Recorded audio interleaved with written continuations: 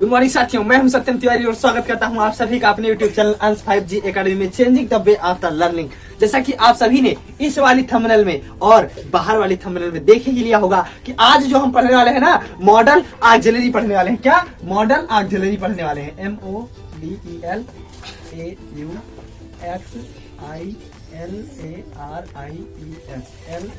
MODELAUXILARIES model auxiliaries पढ़ने वाले हैं। ऐसे यहाँ होगा, सॉरी, मॉडल ऑक्सिलरीज आज हम पढ़ने वाले हैं।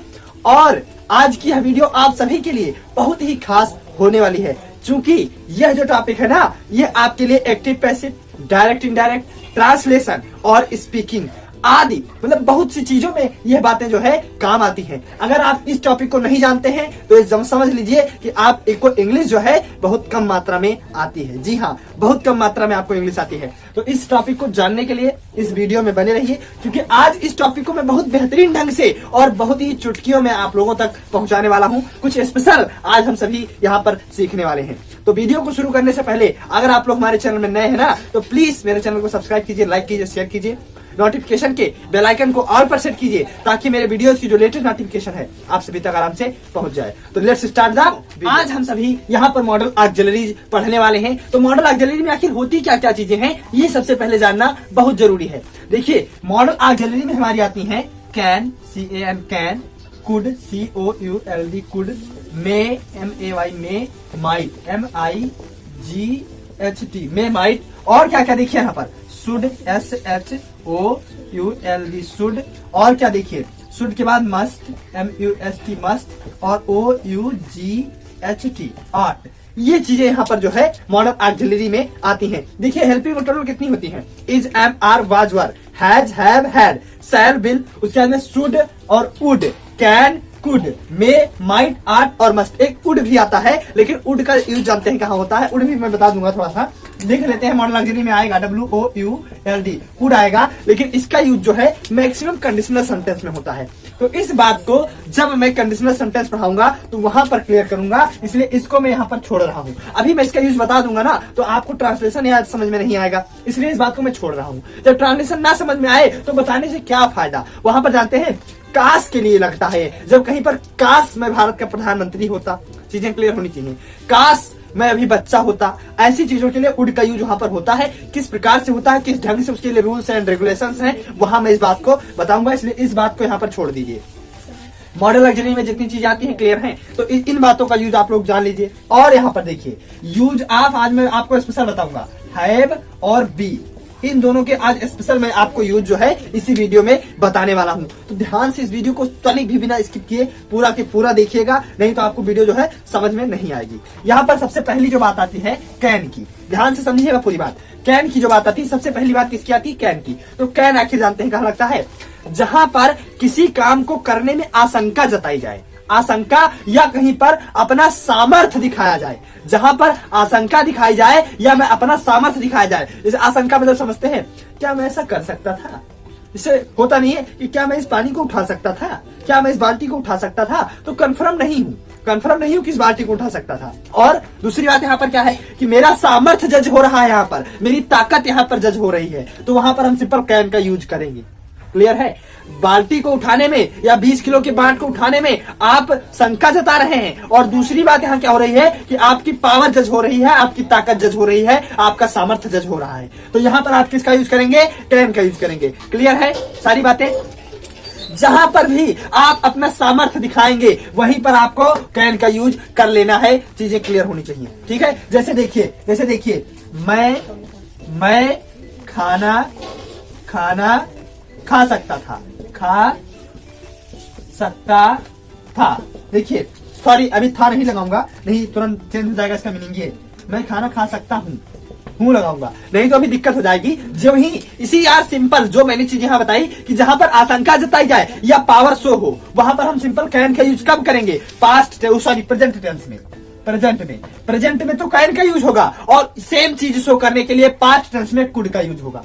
क्लियर होना चाहिए। अभी मैंने यहाँ पर था लगा दिया था, तो यहीं पर सिंपल आप कुड का यूज कर लेते यहीं पर, लेकिन सिंपल यही चीजें, यानी कि आशंका शो करने के लिए और अपनी पावर को शो करने के लिए आप कुड का यूज कब करेंगे? जब आपका टेंस पास्ट होगा। जब आपका टेंस प्रेजेंट होगा तो आप कैन का यूज करेंगे। क्लियर है? चलिए मैं खाना खा सकता हूँ, तो यहाँ पर देखिए सकता हूँ, मैं खाना खा सकता हूँ यार, मेरी ताकत है, मेरे अंदर जज्बा है, मेरे अंदर हौसला है कि मैं खाना खा सकता हूँ। तो बनेगा किस प्रकार से, आई हूँ प्रेजेंट है, कैन, आई कैन, फिर ईट, EAT eat food, I can eat food.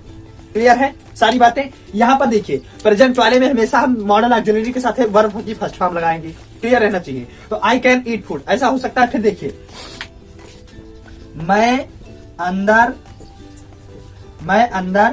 आ सकता हूँ। मान लीजिए आपके सामने ये लिखा है कि मैं अंदर आ सकता हूँ, चाहे आप मुझे बुलाएं या ना बुलाएं, मेरी सामर्थ्य है कि मैं कुएं में कूद सकता हूँ, ये मेरी ताकत है कि मैं आपके अंदर यानी कि आपके रूम के अंदर आ सकता हूँ, मैं अंदर आ सकता हूँ। इसका ट्रांसलेशन हो जाएगा आई फिर कैन, आई कैन फिर कम, COME कम, फिर इन।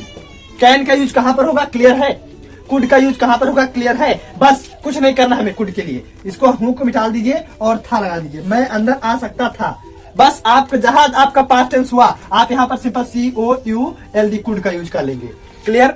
यहाँ पर देखिए मैं अंदर आ सकता था, ठीक है, तो यहाँ पर सिंपल आप कैन के स्थान पर क्या करेंगे, कुड का यूज कर लेंगे, COULD कुड का यूज कर लेंगे। क्लियर है सारी बातें यहाँ पर क्लियर है। चलिए देखिए, और अगर इसी प्रकार से ट्रांसलेशन अगर आप दिया कि मैं या उसने वह ऐसा कर सका, वह ऐसा कर सका। अब देखिए यहाँ पर लास्ट में आपका आया वह ऐसा कर सका, मतलब उसकी सामर्थ्य थी कि उसने ऐसा किया, मतलब किया, कर सका। आ पास्ट टेंस है, क्लियर होना चाहिए। यहाँ पर कौन सा टेंस है, पास्ट टेंस है, तो इसमें लगेगा क्या कि he could, COULD he could do so, he could do so. कैसे लगा, वह अंदर आ सका। क्लियर है सारी बातें। बस हमें सिर्फ पहचानना है, अगर प्रेजेंट होगा तो कैन, अगर पास्ट होगा तो कुड। क्लियर है। और देखिए यहाँ पर, और देखिए कैन और कुड का यूज हम करेंगे कब, बार बार मैं वही बात रिवाइज करवा रहा हूँ कि जब किसी काम को करने में आशंका जताई जाए या फिर आपकी ताकत शो हो, आपके सामर्थ्य शो हो, आपका पावर शो हो, आपका नहीं किसी चीज का यानी कि सब्जेक्ट का, आपका से तात्पर्य है कि सब्जेक्ट का पावर शो हो, वहां पर हम कैन और पास्ट टेंस के लिए कुड का यूज कर लेंगे। क्लियर है सारी बातें। चलिए अब समझ लेते हैं हम, दूसरे नंबर पे आता है मे और माइट। वही बात, कुछ नहीं चेंज करना, जहां पर आप मे का यूज करेंगे प्रेजेंट टेंस में, वहीं पर आप माइट का यूज करेंगे पास्ट टेंस में।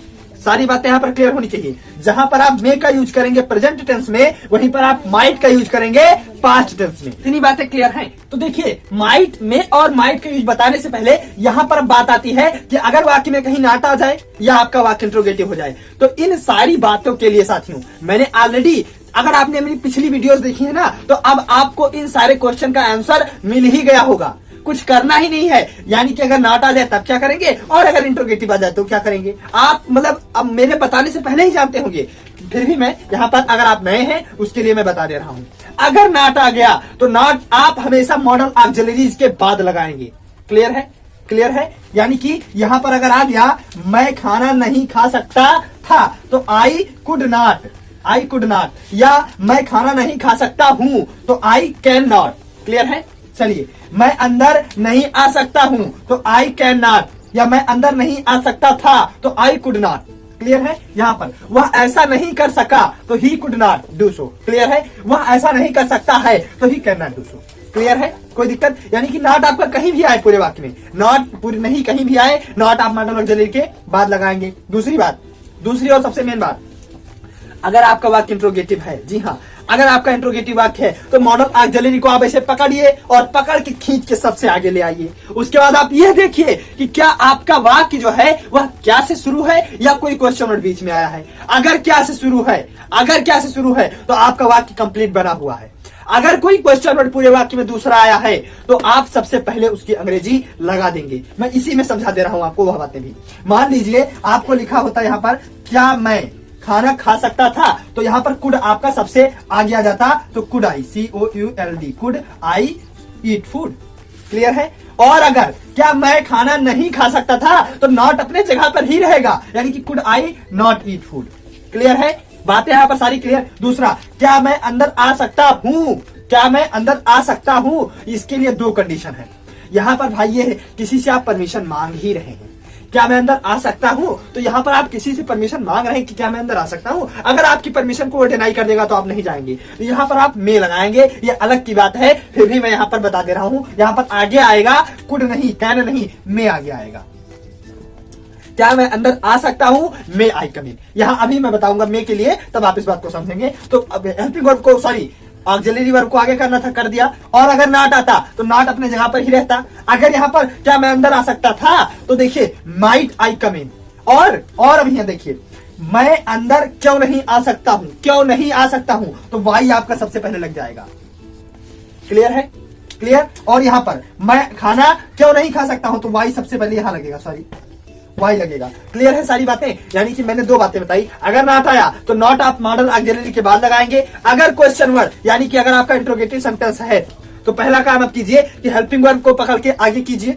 दूसरा काम, अब यह देखिए कि आपका जो सेंटेंस है क्या से शुरू है या कोई क्वेश्चन वर्ड बीच में आया है। तो अगर क्या से शुरू है तो कंप्लीट बन गया। अगर कोई क्वेश्चन वर्ड बीच में आया है ना, तो आप उसकी अंग्रेजी सबसे पहले लगा देंगे, तब आपका ट्रांसलेशन बन के कंप्लीट है। सारी बातें यहां पर क्लियर। आप समझ लेते हैं मे और माइट का यूज। देखिए मे हम जानते हैं, पहले ही मैंने बताया कि मे का यूज जो है प्रेजेंट टेंस में, और माइट का यूज उसी सेम काम के लिए हम पास्ट टेंस में करेंगे। मे और माइट का यूज दो है। एक देखिए, किसी से परमिशन मांगने या परमिशन देने के लिए या परमिशन दिलवाने के लिए। परमिशन सेम, मतलब एक कॉमन पॉइंट आपको मिला, परमिशन मांगने या परमिशन देने या परमिशन दिलवाने। जो हमारा यूज होता है जानते हैं क्या? मे, MAY मे, या माइट का यूज होता है। मे या माइट, जैसा कि हम सभी जानते हैं कि मे का यूज प्रेजेंट टेंस में होता है, माइट का यूज पास्ट टेंस में होता है। क्लियर है? चलिए मान लीजिए, देखिए अब हम यहां से देख लेते हैं। देखिए यहां से मान लीजिए हमें लिखना है, क्या मैं अंदर आ सकता हूं, आ सकता हूं। तो यहां पर हमें ट्रांसलेशन बनाने समय हमें इस बात को ध्यान में रखना है कि यहां पर मैं या वह कोई भी किसी से परमिशन मांग रहा है कि क्या मैं अंदर आ सकता हूं। अगर आप हमारी परमिशन को डिनाई कर देंगे तो मैं अंदर नहीं आऊंगा। क्लियर है? तो यहां पर सिंपल सी बात है, मे का यूज लगेगा। और दूसरी बात, लास्ट में हूं लगा है, मतलब प्रेजेंट टेंस है, तो प्रेजेंट टेंस है तो मे, मतलब प्रेजेंट में मे का ही यूज होगा, माइट का नहीं। और सबसे बड़ी बात, क्वेश्चन वर्ड है, तो क्वेश्चन वर्ड जो ही आएगा हेल्पिंग वर्ब सबसे पहले आएगी। बातें क्लियर होनी चाहिए। तो मे सबसे पहले आ गया, तो मे, फिर उसके बाद में सब्जेक्ट आई, फिर वर्ब कम इन, COME कम इन, मे आई कम इन। क्लियर है सारी बातें? देखिए सबसे जो बड़ी बात है यहाँ पर वो आप लोगों के सामने आ चुकी है। और यहाँ पर देखिए सिंपल सी बात है और सिंपल सा फंडा है। मे का यूज यहाँ पर हो गया। चलिए और हम देख लेते हैं। मान लीजिए कि क्या वह वहां जा सका, क्या वह वहां जा सका। जैसे किसी से कहते हैं क्या वह वहां जा सका, तो उसको हम परमिशन दिलवा रहे हैं। यहाँ पर उसको हम यहाँ पर परमिशन दिलवा रहे हैं, किसी को परमिशन किसी से दिलवा रहे हैं। तो मैंने पहले ही कहा कि जहां पर हम परमिशन किसी को दिलवाएंगे भी, वहां पर भी हम मे का यूज करेंगे। अब चूंकि है क्या, सका, आ, और जो ही आ आया हम जान गए पास्ट टेंस है, और पास्ट टेंस के लिए माइट का यूज होता है। तो might, MIGHT, might he go there. Clear है? चलिए और अब हम advance use of the may and might पढ़ने वाले हैं कि इसका एडवांस यूज क्या होता है। ये सबसे जरूरी बात है और समझ लेना भी। जहां पर किसी की इच्छा प्रकट हो, जहां पर किसी की इच्छा प्रकट हो, वहां पर मे या माइट का यूज होगा। जैसे देखिए, वह स्कूल जाता है, वह स्कूल जाता है ताकि वह पढ़ सके। किस लिए? वह स्कूल जाता है ताकि वह पढ़ सके। तो वह स्कूल, उसकी इच्छा है पढ़ने की, तब तो स्कूल जाता है। तो जहां पर किसी की इच्छा हो वहां पर हम मे या माइट का यूज वहां भी करेंगे। जैसे इसका एग्जांपल यहां है कि वह स्कूल जाता है ताकि पढ़ सके। देखिए ध्यान से, वह स्कूल जाता है ताकि पढ़ सके। क्लियर होना चाहिए यहाँ पर सारी बातें। देखिए इसका ट्रांसलेशन जानते हैं क्या हो जाएगा, ही goes to school so that अब पढ़ सके, कि चूंकि केवल सके पास्ट टेंस है, पीछे लगेगा क्या, माइट लगे जाएगा। that he might, MIGHT, he might read, READ। Clear? मान लीजिए वह स्कूल जाता है ताकि वह पढ़ सकता, सॉरी लगेगा नहीं, प्रेजेंट हो नहीं पाएगा। मान लीजिए ऐसी कोई कंडीशन आती है कि यहाँ पर अगर प्रेजेंट हो जाए तो वहां पर हम मे का यूज कर लेंगे। क्लियर है? तो हमने क्या क्या पढ़ा, कैन, कुड का यूज, मे, माइट का यूज। क्लियर? इतने में से कोई दिक्कत आपको? बस अब बात आती है शुड, SHOULD शुड, और दूसरा क्या था मस्ट, MUST मस्ट, तीसरा हमारा क्या था OUGHT, OUGHT और यही चीजें थी। तो देखिए इन तीनों का मतलब होता है, जो होता है चाहिए के अर्थ में तीनों का यूज किया जाता है। मतलब जब वाक्य के अंत में चाहिए आ जाएगा, ठीक है, तो हम वहां पर इनका यूज कर लेंगे। क्लियर होना चाहिए। यहाँ पर देखिए, जैसे देखिए यहाँ पर ध्यान से सुनिएगा, अब यहाँ पर तीनों का जब मतलब चाहिए तो तीनों में कुछ ना कुछ डिफरेंस होगा, तो इन डिफरेंसों को यहाँ पर सबसे जरूरी बात है क्लियर होना। तो देखिए शुड का तो हम यार जनरली यूज कर लेंगे, शुड मतलब चाहिए के अर्थ में। जैसे देखिए उसे खाना खाना चाहिए, उसे पानी पीना चाहिए, उसे यहाँ जाना चाहिए, उसे वहां जाना चाहिए, उसे दिल्ली जाना चाहिए। ऐसी कंडीशनों में हम सिंपल सी बात है कि सिंपल स्थानों पर हम शुड का यूज चाहिए के लिए कर लेंगे। ठीक, अब बात आती है मस्ट और आर्ट की। तो जहां पर आपको अवश्य शो हो, मतलब जहां पर आपको अवश्य का अर्थ आए, अवश्य का, वहां पर आप मस्ट का यूज करेंगे। जैसे देखिए ध्यान से सुनिएगा, उसे दिल्ली अवश्य जाना चाहिए, उसे दिल्ली अवश्य जाना चाहिए, उसे खाना अवश्य खाना चाहिए, उसे विद्यालय अवश्य जाना चाहिए। तो जहां अवश्य का अर्थ है वहां हम मस्ट का यूज करेंगे। क्लियर है? अब बात आई आर्ट की। तो जहां आपको अपने नैतिक कर्तव्य का पालन करना हो, कर्तव्य का पालन करना हो, कर्तव्य या नैतिक कर्तव्य, कर्तव्य या नैतिक कर्तव्य का पालन करना हो, वहां आप सिंपल ऑट का यूज करेंगे। जैसे तुम्हें अपने माता पिता का कहना मानना चाहिए, तुम्हें बड़ों का कहना मानना चाहिए। तो यहाँ आपका कर्तव्य है कि आप बड़ों का कहना माने, माता पिता का कहना माने आपका कर्तव्य है। तुम्हें सुबह जल्दी उठना चाहिए, ये भी आपका कर्तव्य है। क्लियर है? तुम्हें सुबह रोज भगवान की प्रार्थना करनी चाहिए, तो ये भी आपका कर्तव्य है। क्लियर? यहाँ पर सारी बातें हो जानी चाहिए, सारी बातें क्लियर, कोई दिक्कत इतने में। तो वहां भी आपका वहां लगेगा आर्ट। अब चलिए एक एक एग्जाम्पल सबके देख लेते हैं। जैसे देखिए उसे खाना खाना चाहिए, खाना चाहिए। यहां इसका ट्रांसलेशन जानते हैं क्या हो जाएगा, ध्यान से देखिएगा। उसे खाना खाना चाहिए तो he should, SHOULD should eat food, he should eat food. Clear? चलिए आगे देखते हैं। दूसरा मान लीजिए हमारा ट्रांसलेशन हो गया कि उसे मंदिर अवश्य जाना चाहिए। इसका ट्रांसलेशन जानते हैं क्या बन जाएगा, उसे मंदिर अवश्य जाना चाहिए तो he must go to temple, TEMPLE। Clear है? सारी बातें क्लियर है यहाँ पर। चलिए अगला मान लेती है, उसे या मुझे, यार बार बार उसे ही क्यों करें, मुझे सुबह जल्दी उठना चाहिए, मुझे सुबह जल्दी उठना चाहिए। तो इसका ट्रांसलेशन आता है क्या हो जाएगा, आई ऑट, OUGHT। और एक दूसरी बात, ऑट के साथ हमेशा टू का यूज करेंगे। तो I ought to get up early in the morning. Clear? सारी बातें यहाँ पर, इतनी बातें तो क्लियर हो ही गई होंगी आई होप। अब अगर बात आती है यहाँ नेगेटिव होता तो इन सारी चीजें की शुड के बाद नॉट लग जाता, और मस्ट के बाद नॉट लग जाता, ऑट के बाद नॉट और टू के पहले लगता। यानी कि मुझे सुबह जल्दी उठना नहीं चाहिए तो I ought not to get up early in the morning. Clear है? चलिए मान लीजिए यहाँ पर क्वेश्चन बढ़ जाता, क्या उसे खाना खाना चाहिए, तो शुड आगे आ जाता, शुड ही ईट फूड। यहाँ पर क्या उसे मंदिर अवश्य जाना चाहिए, तो must he go to temple. क्या मुझे सुबह जल्दी उठना चाहिए, तो ought I to get up early in the morning. Clear? चलिए मान लीजिए क्वेश्चन और कोई बीच में आ जाता, उसे खाना क्यों खाना चाहिए, तो why should he eat food. यहाँ ये सारी बातें मैंने ऑलरेडी बता रखी हैं कि अगर इंट्रोगेटिव आ जाए तो आप हेल्पिंग वर्ब को, यानी कि मॉडल ऑक्सिलरी वर्ब को आगे खींचिए और उसके बाद आप देखिए कि क्या शुरू है, तो आपका बन गया। अगर क्वेश्चन वर्ड आया है तो उसकी अंग्रेजी आप सबसे पहले लगा देंगे। क्लियर? तो आई होप आप सभी को इतनी बातें जो है समझ में आ गई होंगी। इसमें अब आपका मेरे हिसाब से यार कोई डाउट नहीं बचना चाहिए। हाँ, एक डाउट का बचना चाहिए। यहाँ पर देखिए उसे खाना खाना चाहिए तो प्रेजेंट की बात हो गई, उसे खाना खाना चाहिए था। अगर यहाँ पर ऐसी कंडीशन आ जाए कि लास्ट में था लगा हो तो हम इन सारी चीजों के साथ लास्ट में हैव जोड़ देंगे। हैव क्या जोड़ेंगे, हैव जोड़ देंगे। जैसे देखिए उसे खाना खाना चाहिए था तो he should have eat food. Clear है? He should have eaten food. Sorry, मैं इसके लिए क्षमा चाहता हूं, मैं ही बार बार कहता हूं कि अगर हैव लग गई कहीं तो वहां पर हमेशा उनकी थर्ड फॉर्म लगनी है, यहां भी लगेगी। उसे खाना खाना चाहिए था तो he should have eaten food. Clear? उसे मंदिर अवश्य जाना चाहिए था, तो he must have gone to temple. Clear, मुझे सुबह जल्दी उठना चाहिए था, तो I ought have to get up early in the morning. Clear, सारी बातें मैंने यहाँ पर पास्ट वाली कंडीशन भी बताई, प्रेजेंट वाली भी बताई। तो यहाँ पर आई होप आप सभी को इतनी बातें समझ में आ गई होंगी।